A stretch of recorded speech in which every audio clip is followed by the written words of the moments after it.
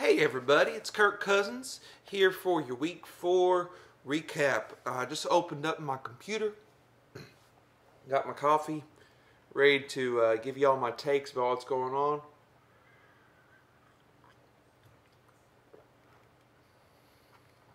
Check that out.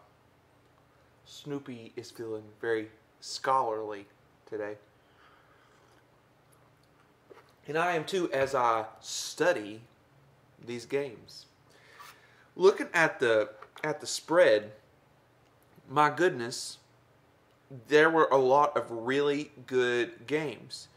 Every game was within 10 points except for my game. But moving on. I want to start off with the upset of the week. Normally I end with studs and duds, but I want to begin with studs and duds, who takes down a really good Everybody Ertz team. Wow, 122 to 120. Studs and duds gets his first win of the year. He gets an okay game from Deshaun Watson. Marvin Jones has a stinker. CeeDee Lamb has a good game. Wow, 2 touchdowns. Michael Gallup has a stinker. Todd Gurley, 2 touchdowns, almost 20 points. Mike Davis, 22 points. Man, he's been good for you, Daniel. What was he, $50 on the fob? But hey, it's been great. TJ Hawkinson did all right. Devontae Freeman did all right. How many carries did Devontae Freeman get? 11 times. Not too many, but did he get receptions? Must be. Oh, yeah, he had 4 receptions. So that's pretty good from Devontae Freeman. So really, Daniel didn't have a great week necessarily. He underperformed his projected by 11 points even. His projected. And his projected is so low, as you know, because his team is trash. But Zach just had a terrible week. Russell Wilson underperformed. Stephon Diggs did about what you expected. Tyreek Hill underperformed a bit. DK Metcalf underperformed a bit. Austin Eckler. Oh no. Who would have ever guessed Austin Eckler would be hurt? He's doubtful. Grade 2 hamstring strain. Expected to miss 4 to 6 weeks. Yeek!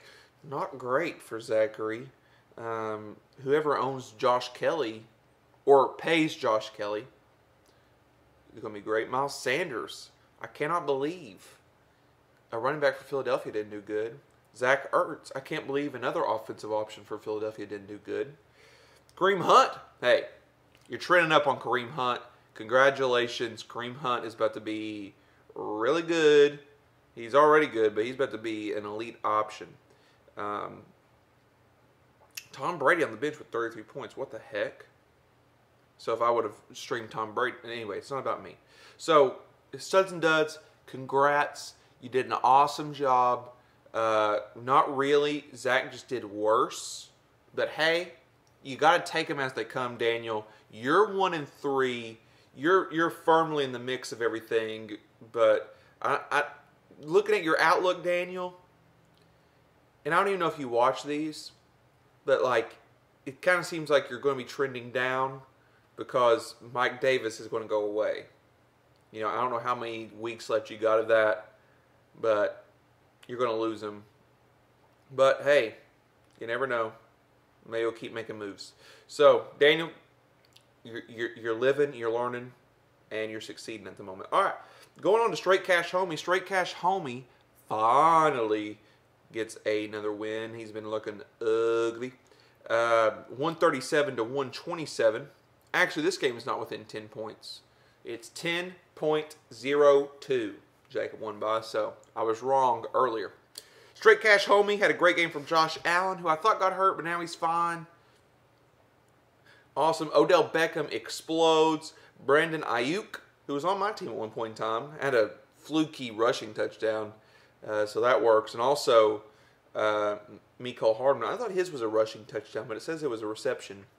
So anyway, Jacob has just had the worst luck with his receivers. I mean, on his bench, Devontae Adams, Michael Smith, and Chris Godwin are all hurt. And he won this game. He has 3 of the best receivers right there. He starts Odell Beckham, Ayuk, and Hardman and gets 4 touchdowns out of them. Kind of fluky, but hey, it is what it is. James Robinson does fine. Darrell Henderson has a stinker. So you probably can never start him again. David Montgomery, a little disappointing. Joe Mixon on the bench. You got to start your studs. You got to start your studs. You got to start your studs. You paid for Joe Mixon. Start Joe Mixon. He had 6 receptions, 151 rushing yards, and 2 touchdowns for 42 points. Start your studs. But doesn't matter. You won anyway. Who cares? The Lizard King has a pretty disappointing week. 20 points under his projected. Jared Goff has a stanker. Adam Thielen finally explodes. Cooper Kupp. Let's see here. Nick Chubb on the IR is a huge loss. I was feeling good. Justin Jefferson had a good week, so you're feeling really good about that. Devin Singletary had a good week, so maybe he comes in. But man, losing Nick Chubb for basically 6 weeks or something like that, 6 to 8 weeks, I think is what it said. That's a hard one, brother. I'm sorry. Yeah, hats off to you, AJ. Okay, next up, we'll look at our game. Congrats to Harrison on his honeymoon. I just want to give Harrison props, I really do, for changing his lineup. I was annoyed by it because I thought this man is in marital bliss. He is off roaming the western wilderness. He's not going to care about fantasy football. And I just want to say, sometimes you want to tell yourself, fantasy football isn't important, it doesn't matter, and it's not that great. But I just want to point out that Harrison's on his honeymoon, changing his roster, which shows you that it's inherently meaningful. It provides value to our lives. Okay? So don't hate yourself for checking the waiver wire so often. Don't be down on yourself for obsessively checking your lineup on a Wednesday for no reason. Because even Harrison's doing it. And Harrison, as you guys know, isn't the most, how I would say, dedicated, invested player in our league. He's not. But you know what? He's second in the league. The man's got Alex Smith on his bench, and he's second in the league. He doesn't need bench players. I mean, doesn't he have 4 quarterbacks? He has COVID Cam. He has Kirk Cousins. He has Alex Smith and Aaron Rodgers, and somehow he's beaten all of us as a second team in the league. And he's beaten me. He lost like Juju Smith-Schuster on COVID. We won't even talk too much about COVID. I was hoping he would start him on accident. He didn't. But his team has a really good week, extraordinarily exceeding expectations, the triple E there. Aaron Rodgers, 30 points. Julio Jones, 7. Mike Evans has a great week because no Chris Godwin. Randall Cobb, I'm not even sure why he's rostered. Aaron Jones is a beast. Mark Ingram, I mean, he had 10 points. 34. Oh, wait, never mind. I thought this was the Chiefs game, but everything's running together now. He's just not that great of an option. Mark Andrews, though, is. McKinnon did really good. So, yeah, he won, but he's playing against me, who, again, had his 2 best players down for the COVID cancellation. And I just want to say, I know I lost. I know I'm 0-4. Basically out of contention because there's no end in sight to this for me. But I just want to say I'm proud of my boys. I really am. We pieced together something. Mistakes were made. But we put together a respectable week in the midst of adversity. And I think that's important. You know, normally on our team, even though we're called the worst team, we don't celebrate moral victories. But I just want to say we pushed Harrison a bit. It looked like we were going to win at sometimes. We didn't, which is disappointing because it was 2 winnable games back-to-back in theory against Jacob's depleted team and Harrison's a little depleted team.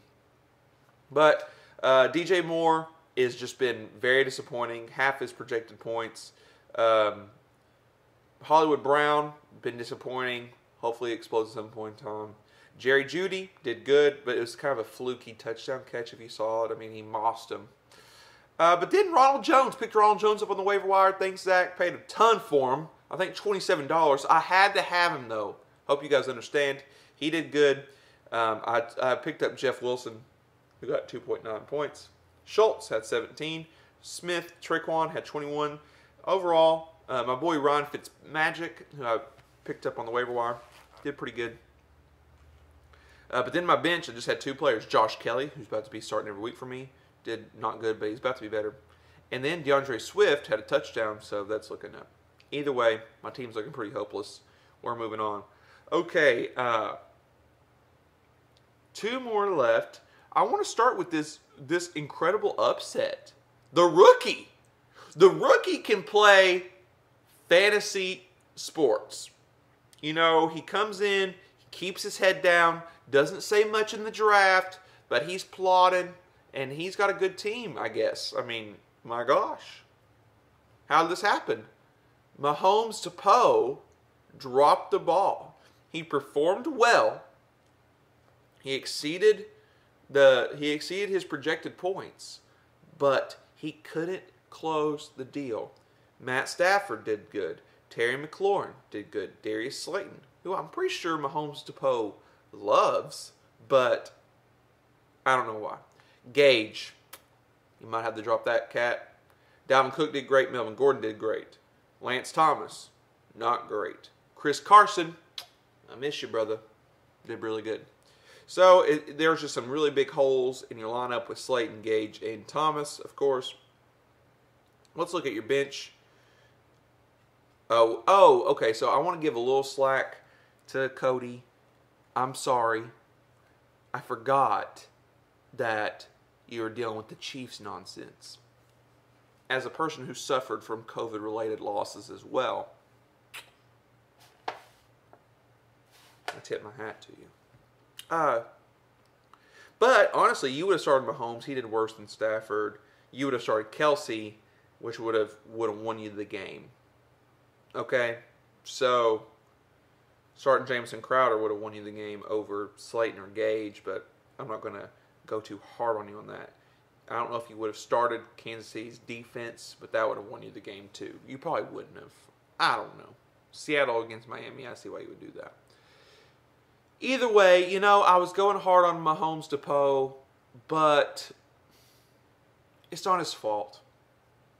He was suffering through COVID-related sufferings, and he did the best he could. Stafford was a good move. Lance Thomas, what else you going to do? You probably should have picked up Hayden Hurst, but alas. Let's look at the rookie. The rookie, hey, Lamar Jackson gets his revenge against Mahomes, but it's in our league and in our league alone. 26 points. Actually, I don't know how often this happens, but Lamar Jackson got the exact amount of points he was projected for. How about that? 26.02 projected, and he gets 26.02 points. That is just simply crazy. Amari Cooper, 33. Allen Robinson, 23. Man, his value just seems to be skyrocketing now that Mitch is gone. 16 for Kenny Galladay, which I bet just going against Kenny Galladay, oh, it drives Cody up a wall, I bet. It's like running into your ex with her new lover at Cheddar's. It's got to be tough for Cody to lose at the hands of the rookie and Kenny Galladay holding hands. Anyway, Clyde Edwards-Helaire, not that great, 12 points. Rex Burkhead, I can't believe it, he only got 6 points, of course. Tyler Higbee, not that great. I mean, really, Brandon doesn't have that good of a week. I mean, he has some strong points in Cooper and Robinson and Jackson, but in Galladay, his receiver saved him, really. His bench, did he have anything on his bench? Emmanuel Sanders, 6 receptions. That's surprising. Joe Burrow, Drew Brees, he's got too many quarterbacks. James White. So anyway, Brandon, hey, your receivers are looking good. Clyde Edwards-Helaire will be fine. You need to get a running back. Like, James White can't be your answer, but Rex Burkhead definitely ain't. Well, anyway, you got some questions, but hey, you won. Congrats. Tip of the hat to you. Is the tip of the hat a sign of respect or a sign of consolation? In this video, it's both. Okay? But this is sponsored by Firehouse Subs. And Brandon used to work at Firehouse Subs. I just flexed the camera for you. Last game. Game of the week. Woo! Garbo keeps running through the league. Executor could not hold him off. They both have disappointing weeks, but Cody's is more disappointing. Actually, Xander's was more disappointing, but Xander is just so good. I mean, he was projected to get 165 points, which is just ridiculous. But Cody, Kyler Murray did fine. DeAndre Hopkins, no. Tyler Boyd, good. Jarvis Landry, good. Kenyon Drake. I've been hating on Kenyon Drake all year. And I feel like every week I'm like, Kenyon Drake didn't do so hot. So, Naheem Himes, whatever, not good either. Man, what's up with your running backs? Cam Akers, Leonard Fournette. Man, Le'Veon Bell. There was a point in time where I loved Cody's team, but looking at it now, my gosh, George Kittle went off. 40 points, 183, 15 receptions. My gosh. Calvin Ridley got 0 points. 5 targets. So he played. That's odd. So really, Calvin Ridley really blew it for you. But, I mean, who are you going to start? You got to start Calvin Ridley. If you started anybody else, except for Evan Ingram, you would have lost anyway. So Cody, I'm feeling great about this roster all of a sudden. I mean, Cam Akers. I mean, you're fielding 2 kickers, which is kind of odd. Le'Veon Bell, Leonard Fournette, Cam Akers. I keep saying Cam Akers. Let's look at Xander's team. Dak Prescott, 38 points. Tyler Lockett, a surprisingly low 5.9. Devontae Parker, 21 points, 10 receptions. Robert Woods, 9 points. Now you're looking at this, you're like, the receivers did bad. He had a not that great of a week, remember. Ezekiel Elliott, 20, Josh Jacobs, 10, Darren Waller, 15, Jonathan Taylor, 8. He didn't have a great week. Will Fuller, 5, 22 points. Robbie Anderson, 17. Who's Ryan Anderson? Oh, the tall white basketball player. DJ Chark, 29. Antonio Gibson, 22. His bench goes off. He's just so deep. He has not that great of a week. Dak Prescott saves him, honestly. So this is an interesting matchup between 2 really good teams that didn't do so hot. I mean, Ezekiel did fine. But anyway, Garbo, I mean, Elliott, Jacobs, Taylor, Gibson. Boys, his team's good. All right, let's just look and see if anything's changed on the tiers. Obviously, Tier 1 now, on his own, is Garbo. He's Tier 1 by himself. Tier 2, Harrison, everybody Ertz, Executor, and yeah, that's it. Harrison, Zach, Cody. Tier 3, Mahomes, DePoe. You know what? No. Mahomes, DePoe, you're in Tier 2. Tier 3 is the Lizard King, the Rookie, Straight Cash Homie. All right, and then Tier 4, Studs and Duds. I'm sorry, I know you won, but I'm still giving you Tier 4. And me, of course. All right, looking up at the matchups for next week. Let me make some predictions. Well, we got Mahomes DePoe versus Studs and Duds. I'm going to say Mahomes DePoe responds in victory. Congrats on the win. The Rookie versus Garbo team. Garbo rolls. Zach versus Jacob. I'm going to say Jacob because I believe in that team. Harrison versus the Lizard King. I'm going to vote the Lizard King. And then finally, the worst team, me versus the Executor, Cody Wiggins. I get my first win this week. Go ahead and book it. Woo! I'm excited about that. Playing a good team, but I don't care. My boys are ready to go. Offer moral victory.